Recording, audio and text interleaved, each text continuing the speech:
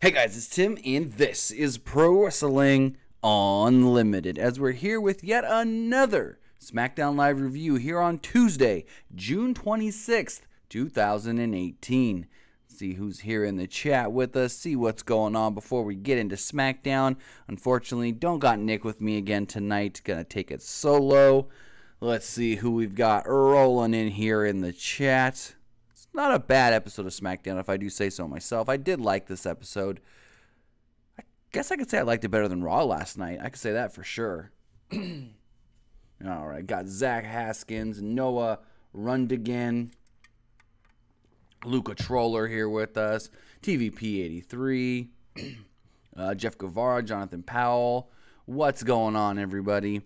What did you guys think of SmackDown? Let us know in the chat, or if you're listening later, let us know in the comments what you thought of SmackDown. Fully Clutch, Rodney Shepherd, Nolan Perfect, Voltage Dylan. All right, this is looking good. Again, let me know in the chat or in the comments, depending on when you're listening, what you guys thought of tonight's SmackDown as we run it down. All right, so SmackDown Live tonight started off with Miz TV. So Miz TV did have a, I guess you could say, well, no, it didn't get, I don't know what I'm saying. Anyways, the Bludgeon Brothers were the guests, and it was really a funny segment because Miz would ask them questions and be like, hey, why did you attack Daniel Bryan last week? Why did you do this? Why did you do that? And then he would like hold the mic up to them, but kind of like hold it back as far away as he could, so it's like it was still kind of by them, but he wasn't by. It was funny. It was funny. Miz claimed to know why they attacked Bryan. He showed footage from last week, including Bryan's interview with Renee Young and Bryan bumping Harper and Rowan on his way to the ring. Miz pointed out the attack happened because Bryan interrupted their celebration after their win against against Gallows and Anderson. Miz recapped the attack and his victory over Daniel Bryan in the Gauntlet match last week. Miz speculated that they want to become the new Miztourage. And they were just quiet and didn't, react to basically anything. It was pretty funny. So Bryan comes out. He told Miz to shut up. He pointed out that Miz was hiding behind the Bludgeon Brothers there in the ring. He demanded to face one of them tonight, and Harper said that Bryan never learns but will tonight. So we learned that Daniel Bryan will go one-on-one with Harper later on in the night, and it ended up being the main event. So backstage, we see Xavier Woods and the rest of the New Day, and he drank a milkshake pancake, kind of like a protein shake, I guess you can say, to get ready for his match with Rusev. So New Day comes out, Aiden English comes out, does his normal thing, Rusev comes out, and it was a good match. Woods gave Rusev a tilt-a-whirl head scissors onto the second rope. Big E held up it was funny. So he did that tilt-a-whirl head scissors, kind of like, like Ray sets up for the 619. And as Rusev is like laying there on the ropes, kind of like prone for the 619, all of a sudden you see Big E and he grabs like this cutout thought bubble and it says, ouch. And then Xavier runs up and drop kicks him in the back of the head. It was pretty funny. Woods fired up and nailed a comeback. He nailed a DDT for a close near fall. Rusev then charged it at Woods, but missed and went shoulder first into the ring post. Woods missed his elbow drop, and Rusev nailed the Machka kick. Rusev then locked in the Accolade for the submission victory. After the match, Woods got on the microphone and said, Tonight wasn't about Woods. It was all about AJ Styles. Crowd started doing dueling chants, AJ Styles, Rusev Day, AJ Styles, Rusev Day. Rusev said, no. It is not about AJ Styles. AJ needs to watch what I do to the competition. And he said that he promised that he will win the WWE Championship on the greatest Rusev Day of all at Extreme Rules. So then, in the back, we have Lana and Naomi arguing over who was the better dancer in their dance competition. And it's like, are they still bickering about this? What? And so they're arguing, and all of a sudden the cast of Glow comes up. And they all did the Feel the Glow catchphrase. Allison Bridges did an excellent Russian accent. Rest of the cast was like, you guys you guys shouldn't be fighting. You guys should just be teaming up together. Be friends. You know, you can do great things together. And Naomi and Lana looked at each other. And Naomi goes, well, I'd be friends with Lana if she stopped tripping. And Lana literally goes, I don't think I fell during our dance-off. And Naomi just looks at her and goes, girl, I didn't mean that kind of tripping. She goes, but I do think we can team up together and we can snatch all the other girls bald, and then all the girls, Naomi, Lana, and the Glow Girls are just like, we can feel the glow. Pretty cheesy segment here. See what you guys are saying in the chat. Fightful here saying Team Heck Yeah. Heck yeah, I love Team Hell No. Probably one of my favorite tag teams of all time. Derek Boach says, why is AJ Styles never on SmackDown? Well, AJ and Carmelo weren't there tonight because I think they had just flown back, or they're on their way back right now from Australia doing press all over the weekend. Let's see. What else you guys are saying here in the chat? Looks like Alex Rodriguez and Lucha Troll are having their own conversation. Ugh. If you guys are in our Discord, you would know what their conversation's all about. What else do we got here? TVP83 says, I got a $2 bill tonight. Interesting. Ariana Sawyer says, was SmackDown better than Raw? I thought it was better than Raw. I liked it better. Not a lot better, but I did like SmackDown better this week. Why did they back? Okay, I don't even know what that. Alex Wrestling, I don't know what you're trying to ask there. And the controller says, they came to my hometown. That's pretty cool. Dwight Bennett says, was Samoa Joe doing press too? No, I don't know where Samoa Joe was. Joe worked the weekend. I mean, he was at the show that I went to. He worked the main event 4-way on Sunday night. So I don't know where Samoa Joe was and why he wasn't used tonight. Alex Rodriguez says, WWE came to Anaheim. My cousin went. That's cool. That was the Raw show where the top rope snapped. So back to SmackDown. So Jeff Hardy comes out, and he's got so we found out earlier in the day that Shinsuke Nakamura is injured. He's not going to be able to work against Jeff Hardy tonight. And then PW Insider broke the news that Shinsuke Nakamura was actually bitten by a dog at the building on Monday. They were in Bakersfield, California. They had a police officer there with a police dog. Apparently, this is a normal thing. They bring the police dogs to the building, and the officer and the dog walked by Nakamura. The dog stopped, sniffed Nakamura's leg, and then unprovoked, he bit Nakamura right in the leg. I was like, what? That's crazy. Derek Book says, Tim, did you vlog? I was going to vlog, but I didn't get enough footage because literally every time I would go to start filming, a security worker or whoever you want to call him kept telling me, you need to stop filming. You need to stop filming. So I honestly didn't get enough footage to put anything together for a vlog. It happened to me the last time, too, I went, that the people were just like, you need to stop filming. You need to stop filming. So unfortunately, I didn't get enough stuff.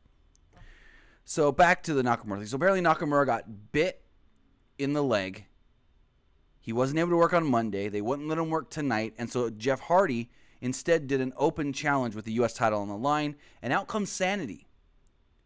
So Sanity comes out and you're like, ooh, man, who's going to challenge? It's most likely Eric Young. And it was Eric Young. Now, without mentioning TNA, they kind of mentioned TNA. They were like, this should be a really good matchup. These two, this is the first time in WWE that they've ever gone up against each other. So they insinuated that they may have gone up against each other before, but not in WWE. And still, no reference to NXT. They're still not allowed, apparently, to say, hey, these guys came from NXT. Sanity were NXT Tag Team Champions, so... Dark Boak, was it a Raw or SmackDown house show? I went to a SmackDown house show, and no, the kids didn't go with me. All right, so for most of the match, Eric Young was working over Jeff Hardy's neck. Very slow-paced match. Eric Young was firmly in control for a lot of it until Jeff Hardy hit a jawbreaker. Hardy fought back and quickened the pace a little bit. Hardy and Young collided in the middle of the ring with a double down clotheslines. Excuse me. At this point, the Usos then come out. And they walk around the ring. They don't do much until Alexander Wolf and Killian Dane come over to where they were. and they just all start brawling. So Eric Young gets out of the ring and starts brawling with them, and Jeff Hardy's still in the ring. So Eric Young grabs one of the Usos. I can never tell them apart. I don't know how the announcers do. But he grabs one of the Usos, throws the Uso in the ring, and him and the Uso just start fighting. So the referee calls for the DQ, and Jeff Hardy retains. We go to commercial. Well, they beat down Sanity first, and then we go to commercial. Come back, and it's a 6-man tag team match. Jeff Hardy and the Usos taking on Sanity. CDOH says, are you going to watch Slammiversary on the 22nd? Maybe. I gotta see if I'm actually going to be home that night. I may have other plans, prior engagement. So we have the 6-man tag team match. Jeff Hardy and the Usos, like I said, taking on Sanity. Heels gain control early on in the match. They were in control of a lot of the match, isolating Jey Uso on their side of the ring. Killian Dane missed a charge in the corner, and Jimmy Uso got the hot tag. Jey nailed Dane with a super kick, but he wouldn't go down. They really played up Killian Dane as a monster guy that you have to just beat before he can go down. Like, no matter how many times you punch him and kick him and super kick him, he's not going to go down. At one point, Killian Dane got whipped off the ropes. The Uso was coming at him with I don't know exactly what, and Killian Dane hit him with a crossbody. Crazy. So finally, they hit him with a couple more super kicks before he finally went down. It was a double super kick, sending him to the outside. Finish came when the Usos hit a super kick on Alexander Wolf, and Jeff Hardy hit the Swanton for the victory. We then see Becky Lynch backstage. She's kind of, I guess you could say, warming up, got her Beats headphones on, and a stagehand comes up and goes, oh, hey, Becky, you're next. So Becky's like, oh, yeah. And it was weird because earlier in the day, we did our Smackdown Live preview video. We get our preview from WWE.com, and it literally said on WWE.com, after last week defeating Billie Kay, Becky Lynch will now take on the other half of the Iconics, Peyton Royce. So we go to SmackDown, and it's not Peyton Royce. It's Sonya Deville with Mandy Rose in her corner. I don't know exactly what was changed there. Maybe we'll find out sometime later this week. I don't know why they made the change. It would have made more sense if it was Peyton Royce, since, she went and beat Billie Kay last week, so now the other half of the Iconics this week. So very interesting, but, it was a okay match. Deville tried to send Lynch into the announce table at one point, but Becky countered and threw Sonya Deville over the announce table. During the break, Deville threw Lynch into the barricade to gain control. Lynch made a brief comeback, but Mandy Rose interfered. Deville and Rose collided, and Lynch locked in the disarmor for the submission victory. So after this, we see James Ellsworth backstage, and he's wearing the Asuka mask, and he runs into Ty Dillinger. And he's like, hey, what's going on, Ty? You remember me? And Ty's like, put the mask back on. He's like, why? And he pulls the mask back up and goes, I'm not a 10. And Ty Dillinger grabs his hands, and he lowers all his fingers except for a 1. And he goes, what? I'm a 1? I ain't no 1. It was kind of funny. So we got a cell phone promo. Andrade Cien Almas and Zelina Vega just talking about how they attacked Sin Cara several weeks ago, put him on the shelf, and there's still no real competition on SmackDown for Andrade Cien Almas. El Idolo!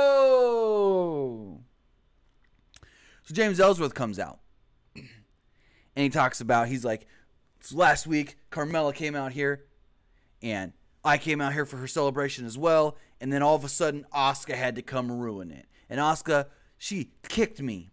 I wasn't ready. I wasn't ready for Asuka to come out here and want to fight. But if Asuka wants to come out here and have a fight now, I'm ready. And he takes off his hat and throws it out of the ring. He takes off his jacket and aggressively throws it down.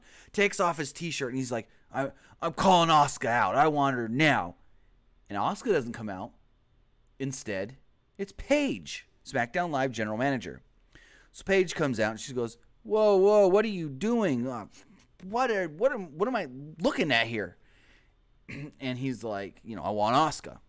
And she's like, that's not going to happen. Asuka's not here.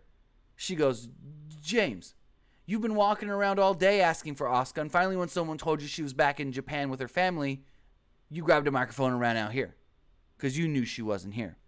He's like, but I'm going to set up a match. At Extreme Rules, it will be Asuka against Carmella with the SmackDown Live Championship on the line. The SmackDown Live Women's Championship on the line. And James Ellsworth's like, that's not fair. She already lost her opportunity. And blah, blah, blah, blah, blah. And Paige is like, the match is happening. He's like, okay. But I know why you're really out here, Paige. I know why. You want to ask me out. And so Paige gradually strokes his arm. She's like, James, that's exactly why I'm out here. She strokes his chest. And she's like, next Tuesday, it's a date. He's like, oh yeah, that's right. That's right. And she goes to walk away, and she turns around and goes, but it's not with me. And honestly, I wouldn't really call it a date, more of like a match between you and Asuka. So next week on SmackDown Live, we will be getting Asuka versus James Ellsworth. I know there was a rumor going around that we could have possibly got an intergender handicap match where Asuka would challenge both Carmella and James Ellsworth at Extreme Rules, but it looks like they're just going the singles route. CDOH 11 says, where's Nick? Nick is on vacation. Nick will be back soon. It was funny, during that whole thing, there was a put your shirt on chant for James Ellsworth. I found that pretty funny. So we then see Daniel Bryan in the back, and he's working out, getting ready for his match randomly with Gallows and Anderson. I found that really weird. Derek Boak says, isn't Kane running for mayor? Isn't it weird he's back? No, yeah, he's running for mayor. He's running for mayor of Knox County in Tennessee. But, I mean, he can come back here and there every so often. He hasn't won yet. He did win the primary, where he is now the Republican candidate, I want to say it is. So, we get Daniel Bryan versus Harper. Good little match here. Bryan attempted a sliding dropkick, but Harper caught him and sent him into the barricade. Bryan fought back and nailed Harper with kicks in the corner. Bryan attempted a suicide dive, but Harper caught him and tossed him into the announce table this time. Harper then hit a slingshot senton for a near fall. Bryan fired up and hit his running dropkick in the corner. Harper countered with a third dropkick into a Michinoku driver for a near fall. Bryan fought back with kicks to Harper's arm. Harper attempted a discus lariat, but Bryan countered into the yes lock as Harper looked like he was getting there, right about to tap. Coming, his hand shaking up, about to come down on the mat. Rowan jumps in for the disqualification and breaks it up. So Bludgeon Brothers, they're attacking Daniel Bryan. They're beating him down. They're laying the boots to him, and then all of a sudden, Kane's music hits. We hear that. Kane comes out, and I'm just, as a Team Hell No fan, I'm marking out like a kid. So Kane comes out, and he attempted a choke slam with the heel on Harper, but Rowan and Harper fought back. Bryan then recovered and helped Kane clear the ring of the heels. Bryan was shocked at this point to see Kane. Like, he had this look on his face like, whoa, what are you doing here? And so the crowd just started, Team Hell No, Team Hell No, Team Hell No, hug it out, hug it out, hug it out. And Kane extended his arm, and the two hug. Well, they shook hands and hugged. And he changed his mind, and they hugged for a massive, and then, you know, at first, Bryan was like, I don't know. But they hugged, like I said, and the crowd just started chanting, yes, yes, yes. And then it looked like, you know, SmackDown was over, and all of a sudden Paige's music hits again. And Paige goes, I'm not going to let this moment die yet. At Extreme Rules, Team Hell No will be challenging the Bludgeon Brothers for the SmackDown Live Tag Team Championships. And I was just like, oh, yes. Now here's the question. Daniel Bryan's no longer doing the no. Do they change it to Team Hell Yes? I mean, Team Hell No is just, it's them. Also, I pray to God they win the titles just so we can do, I'm the tag team champions. No, I'm the tag team champions. I love that shit so much back in 2011. Like, Team Hell No, like, when I look at my favorite tag teams of all time, Team Hell No is right there, top 3. Like, as a young kid, I grew up Hardys. Like, that was the first thing I saw. My buddy showed me the Hardy Boys. It was the first wrestling I ever saw, and I was like, I'm hooked. And, going forward, there was other tag teams that were really good. I loved Jericho. I thought their dynamic was really good. But Team Hell No always stood out to me. They were just great. They were two completely different guys that had completely different characters and careers up to that point that just worked great together. CDOH 11, it was in 2011. Yes, it was. It was 2011, 2012. It was end of 2011, early 2012. Trust me, I know. I was in Iraq when they got together. Like when they first kind of started teasing all the stuff. So, yeah, I mean, I love Team Hell No. I love it. I mean, they're bigger. The more of their run was 2012, but like they started teasing everything 2011 and whatnot. But anyways, that was SmackDown. I thought it was better than Raw this week. We do know officially, WWE did announce today that SmackDown will be moving to Friday nights starting October 4th, 2019. I don't know why I blanked on that. And I assume it's going to be live. TVP383 says, I'm going to Disneyland. You're going to love it. I used to have season passes to Disneyland, and I wish I still did. You're going to love Disneyland. Especially, have you ever gone before? If you haven't, oh man, if you have, you know what you're in for. But anyways, that was SmackDown. Again, it was a really good show. And, yeah. We will be live again tomorrow. Hopefully, Nick will be with us tomorrow for the PW Unlimited podcast, where we're going to talk more about the new TV deals, talk about some other things going on within professional wrestling. And we will see you then. You can follow me on Twitch and Twitter at TimmyBuddy. You can follow Pro Wrestling Unlimited on Twitter at PWUnlimited. And, of course, go follow our friends at Fightful.com for all your pro wrestling, MMA, and boxing news. You can follow them on Twitter at Fightful Online, at Fightful Wrestling, at Fightful Boxing, at Fightful MMA. And, of course, you can go follow Sean Ross Sapp as well. So, again, we will be live tomorrow night. Same time, same place, 9 p.m. Pacific, midnight Eastern, for the Pro Wrestling Unlimited podcast. This was a SmackDown Live review. Hope you guys have a great night. Good night.